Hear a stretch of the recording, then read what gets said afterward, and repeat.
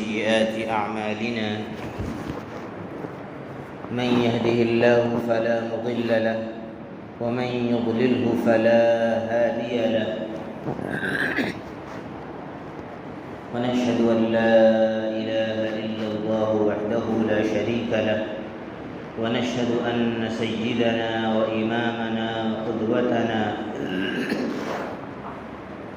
محمدًا عبده ورسوله صلى الله تعالى عليه وعلى آله وأصحابه وأزواجه وبناته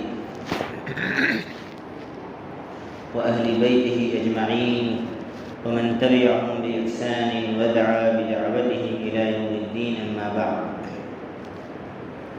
أعوذ بالله من الشيطان الرجيم. بسم الله الرحمن الرحيم. أفرأيت الذي تولى وأعطى قليلا وأكدى أعنده علم الغيب فهو يرى أم لم ينبأ بما في صحف موسى وإبراهيم الذي وفى. میرے محترم ایمانی بھائیوں، بزرگوں اور دوستوں، اللہ رب العزت نے ہمیں اور آپ کو اس کائنات کی سب سے بڑی نعمت سے نوازا ہے، وہ ایمان کی دولت ہے. اور اللہ تعالیٰ نے ہمیں دین اسلام کی ہدایت عطا فرمائی ہے. اسی لیے ہر نماز کی ہر رکعت میں سب سے بڑی چیز جس کی دعا کروائی جاتی ہے وہ ہدایت ہے. سورہ فاتحہ کیا ہے؟ مناجات ہے، اللہ تعالیٰ سے بات چیت ہے. اعوذ باللہ من الشیطان الرجیم. بسم اللہ الرحمن الرحیم. الحمد للہ رب العالمین. تمام تعریفیں اللہ کے لیے ہیں جو سارے جہانوں کا پالنے والا ہے. الرحمن الرحیم، بڑا رحمان اور رحیم ہے. مالک یوم الدین، انصاف کے دن کا حاکم ہے، یعنی قیامت کے دن کا حاکم ہے. حدیث میں آتا ہے کہ جب بندہ الحمدللہ رب العالمین کہتا ہے تو اللہ تعالیٰ کی طرف سے جواب آتا ہے، حمدنی عبدی، کہ میرے بندے نے میری تعریف کی. جب الرحمن الرحیم کہتا ہے تو اللہ تعالیٰ کی طرف سے جواب آتا ہے کہ میرے بندے نے میری ثنا بیان کی. ثنا کے معنی بھی تعریف بیان کرنے کے، پاکی بیان کرنے کے. اثنا علی عبدی. اور جب مالک یوم الدین کہتا ہے تو اللہ تعالیٰ کی طرف سے جواب آتا ہے، مجدنی عبدی، میرے بندے نے میری بزرگی بیان کی.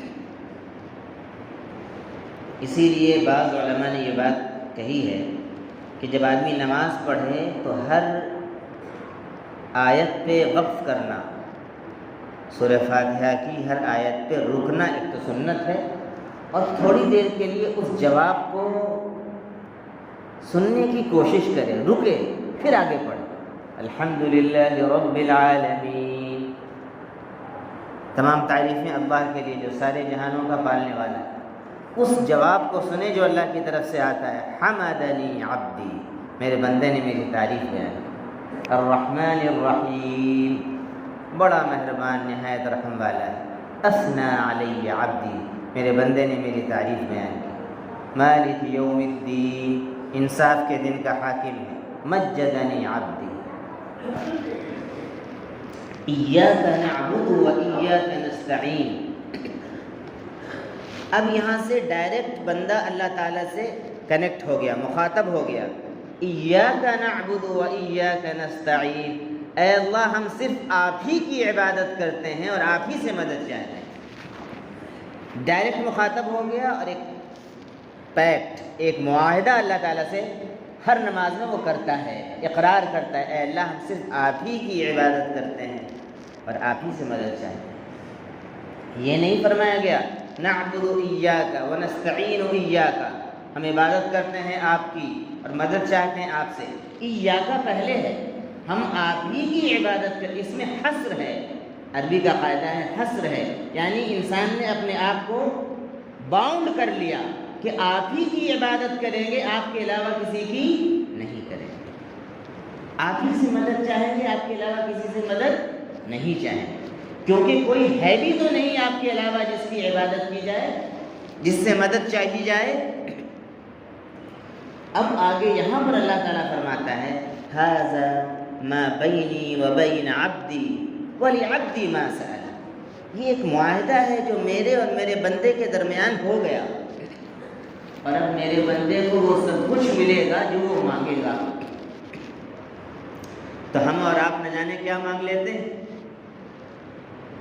اور اے اللہ ایک زمین اور دے دے، آپ نے کہا ہے اب جو مانگو گے ملے گا، ایک گاڑی دے دے اچھی سی، ایک اور بنگلہ دے دے، نہ جانے ہم لوگ کیا کیا مانگتے، جو دل میں ہے وہی مانگتے، جس کی آرزو ہے وہی زبان پر آتا۔ اللہ تعالیٰ نے آزاد نہیں چھوڑا، اللہ تعالیٰ نے آگے کی دعا بھی بتلا دی کہ یہ مانگو، اہدنا الصراط المستقیم، اے اللہ سیدھے راستے پر چلاتے رہیے، موت تک چلاتے رہیے۔ ہدایت سب سے بڑی نعمت، اللہ تعالیٰ اپنے دین پر، نبی پاک صلی اللہ علیہ وسلم کی شریعت پر، سنت کے راستے پر گمراہی سے، بدعت سے بچا کر موت تک چلاتا رہے، یہ انسان کی سب سے بڑی کامیابی ہے۔ تو سب سے بڑی نعمت کیا ہے؟ اللہ تعالیٰ کے خزانے کی ہدایت۔ اللہ تعالیٰ نے بن مانگے ہم لوگوں کو دین اسلام کی ہدایت عطا فرمائی ہے، اور ہر نماز میں اسی لیے دعا مانگنے کا حکم دیا ہے کہ اللہ جب تو نے ہدایت دی ہے تو اللہ اب ہم کو ہدایت پر قائم رکھیے، ہدایت پر چلاتے رکھیے، اللہ گمراہی سے بچائیے، اور راستہ ان لوگوں کا، سیدھا راستہ کن لوگوں کا ہے؟ ان لوگوں کا جن پر آپ نے انعام فرمایا۔ کن پر انعام فرمایا؟ من النبیین والصدیقین والشہداء والصالحین، نبیوں کے راستے پر، صدیقین یعنی صحابہ کے راستے پر، اور صالحین کے راستے پر، اور شہیدوں کے راستے پر، غیر المغضوب علیہم ولا الضالین، اللہ ان کے راستے سے بچا لیجئے جن پر آپ کا غضب نازل ہوا، یعنی یہودیوں کے راستے سے، والضالین ولا الضالین، اور نہ ان کے راستے پر چلائیے جو راستے سے بھٹک گئے، پہلے سیدھے راستے پر تھے۔ عیسائی اور نصارہ حضرت عیسیٰ علیہ السلام کی تعلیمات پر جب تک باقی تھے وہ سیدھے راستے پر تھے، لیکن جب ان کی وفات کے بعد ان کو خدا کا بیٹا کہنے لگے تو وہ راستے سے بھٹک گئے، وہ گمراہ ہو گئے۔ تو اللہ ہمیں یہودیوں اور عیسائیوں کے راستے سے بچائے، اور جتنی بھی قومیں یہودیوں کے راستے پر اور عیسائیوں کے راستے پر چل رہی ہیں، اللہ ان سب کے راستے سے بچائیے۔ اور پھر آمین کہنا سنت ہے، بعض علماء کے یہاں ہے، فقہاء کے یہاں زور سے آمین کہے، بعض کے یہاں کہ آہستہ آمین کہے، لیکن آمین کہنا سنت ہے۔ اے اللہ اس دعا کو قبول فرمائے۔ میرے بھائیوں، بزرگوں اور دوستو، میں نے خطبے میں سورہ نجم کی چند آیتیں پڑھی، ایمان کے بارے میں اللہ تعالیٰ نے تذکرہ فرمایا ہے، اور آج میرے بھائیوں، میرے اور آپ کے سامنے جو سب سے بڑا فتنہ ہے، وہ فتنہ کیا ہے؟ وہ فتنہ ہے گمراہی کا، وہ فتنہ ہے ایمان سے پھر جانے کا۔ اچھے خاصے پڑھے لکھے لوگ، اچھی خاصی مسلم گھرانوں کی بچیاں ایمان سے پھر جا رہے، ارتداد کا فتنہ ہے۔ حضرت ابوبکر صدیق رضی اللہ عنہ کے بارے میں آتا ہے کہ جیسے ہی انہوں نے سنا کہ مسیلمہ کذاب نے نبی ہونے کا دعویٰ کر دیا ہے، آپ صلی اللہ علیہ وسلم کی وفات کے آخرین اس نے دعویٰ کر دیا تھا، تو انہوں نے فوراً لشکر بھیجا۔ وفات ہوئی ہے نبی کی اور وہ لشکر بھیج رہے ہیں حضرت اسامہ رضی اللہ عنہ کا، بڑے بڑے صحابہ، حضرت عمر رضی اللہ عنہ اور حضرت علی رضی اللہ عنہ، سب کہہ رہے ہیں کہ اے خلیفہ رسول ابھی رک جائیے، ابھی نبی کی وفات ہوئی ہے۔ حضرت ابوبکر صدیق رضی اللہ عنہ فرما رہے ہیں جس لشکر کو نبی نے تیار کر دیا تھا اور بھیجنے کا حکم دیا تھا، میں ذرہ برابر بھی اس لشکر کو بھیجنے میں تاخیر نہیں کر سکتا۔ جب وہ اس پر جم گئے تو اللہ تعالیٰ نے حضرت عمر رضی اللہ عنہ کے دل کو بھی کھول دیا، حضرت علی رضی اللہ عنہ کے دل کو بھی کھول دیا۔ حضرت علی رضی اللہ عنہ نے لگام پکڑ لیا، وہ گھوڑے پر سوار ہو گئے حضرت صدیق رضی اللہ عنہ، تو حضرت علی رضی اللہ عنہ نے لگام پکڑ لی تو انہوں نے فرمایا کیا علی کیا بات ہے کہ تم نے لگام پکڑ لیا، تم روکنا چاہتے ہو؟ کہا کہ اللہ کے نبی کے خلیفہ آپ کو میں روکنا نہیں چاہتا ہوں، میں یہ کہہ رہا ہوں کہ جس راستے پر آپ چلیں گے ہم آپ کے ساتھ ساتھ ہیں اور کہیں بھی ہم آپ کے پیچھے نہیں رہیں گے۔ اور وہ لشکر روانہ ہوا اور مسیلمہ کذاب کو قتل کیا گیا۔ ردۃ ولا ابا بکر لہا، یہ بات کہی جاتی ہے کہ آج بھی ارتداد ہے لیکن ارتداد کو روکنے والا کوئی ابو بکر نہیں ہے۔ قضیۃ ولا ابا حسن لہا، کتنے مسائل پیچیدہ ہیں لیکن ان کو حل کرنے کے لیے کوئی حضرت علی رضی اللہ عنہ جیسا فیصلہ کرنے والا موجود نہیں۔ اس وقت ارتداد کا فتنہ سب سے بڑا فتنہ ہے۔ لوگ ہمارے کوٹھی اور ہمارے مکانات سے پریشان نہیں ہیں۔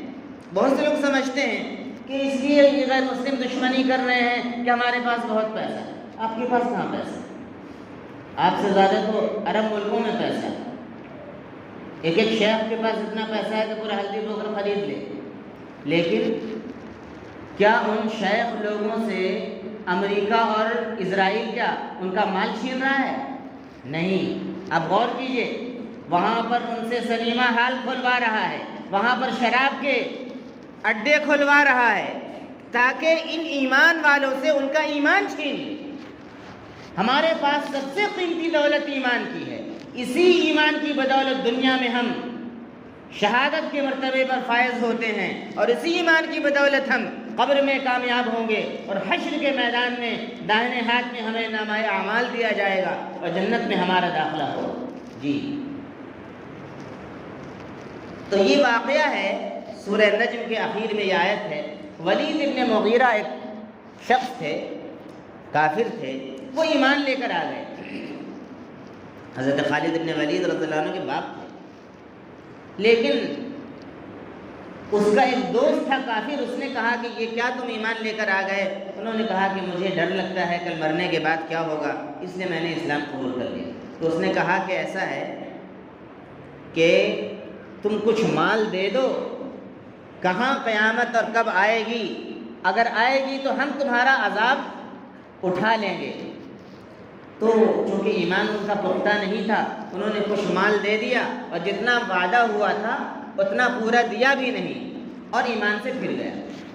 اس کو اللہ تعالیٰ نے یہاں پر تذکرہ فرمایا ہے، افرأیت الذی تولی، کیا اے نبی آپ نے اس شخص کو دیکھا جو ایمان لا کر ایمان سے پھر گیا، وَأَعْطَى قَلِيلًا وَأَكْدَى، اور تھوڑا سا دیا اور پھر آگے روک لیا، عِندَهُ عِلْمُ الْغَيْبِ فَهُوَ يَرَى، کیا اس کے پاس غیب کا علم ہے جس کو اس نے دیکھ لیا ہے، أَمْ لَمْ يُنَبَّأْ بِمَا فِي صُحُفِ مُوسَى، کیا اس کو نہیں بتایا گیا ہے جو بات موسیٰ علیہ السلام کے صحیفوں میں لکھی ہوئی ہے، وَإِبْرَاهِيمَ، اور ابراہیم علیہ السلام کے صحیفوں میں لکھی ہوئی ہے، وفا، جس ابراہیم نے اللہ کی ہر بات پر لبیک کہا اور اپنے ایمان اور اپنی وفا اور اپنی محبت میں اور اپنی وفا میں جو کامیاب ہو گئے اللہ سے وفاداری کرنے میں۔